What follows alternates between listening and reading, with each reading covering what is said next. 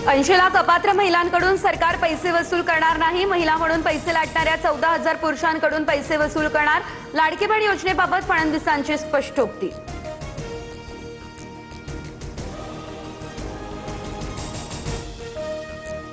शेतकरी कर्जमाफीबाबत मंत्रिमंडळ बैठकीत चर्चा। आचारसंहिता असल्याने आता घोषणा करू शकत नाही।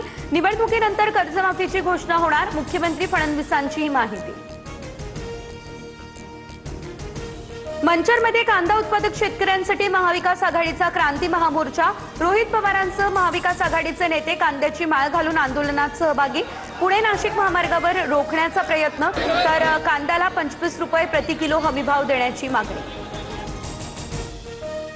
महायुतीतील बंडखोरी शमवण्यासाठी हालचालींना वेग। रवींद्र चव्हाण आणि सुनील तटकरे यांच्यात अर्धा तास बैठक।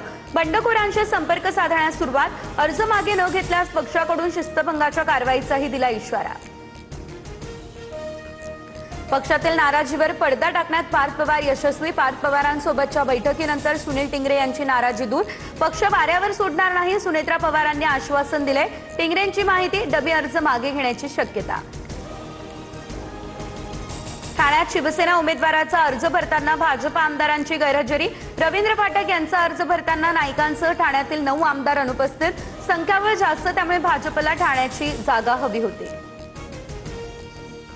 सातारा आणि सांगली विधान परिषदेसाठी धैर्यशील कदम यांचा अर्ज।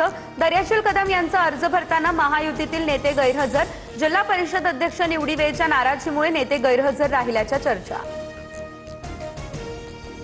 कोकण विधान परिषद निवडणुकीच्या पार्श्वभूमीवर आज मंत्री उदय सामंतांची महत्त्वाची बैठक। नाशिकमधील बंडखोरी न थांबवल्यास रायगडमधून महेंद्र दळवींच्या मुलीचा अर्ज कायम ठेवणार। सेनेची भूमिका, सूत्रांची माहिती।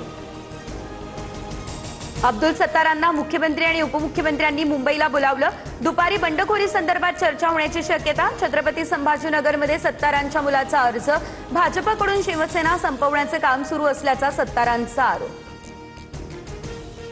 नाशिकमध्ये मतदारांचं संख्याबळ जुळत नव्हतं। पैशांच्या जोरावर विरोधकांना बहुमत। या घोडे बाजारात उतरायचं नसल्यानं विधान परिषदेतून माघार। ठाकरेंच्या शिवसेनेचे नेते वसंत गीते यांचं हे स्पष्टीकरण।